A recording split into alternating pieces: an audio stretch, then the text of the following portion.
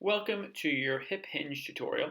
Hip hinge is an important exercise which can translate into everyday activities.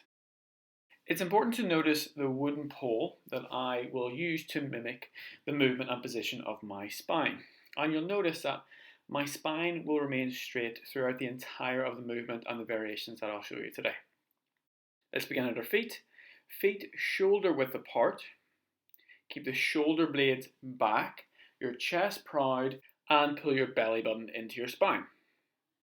Keep a slight bend in the knee, as this will be important so we're executing the movement correctly, but don't have the knee straight. That is a way to cause injury. The best way to visualize and to get the idea of a hip hinge is to imagine yourself trying to touch a wall with your glutes.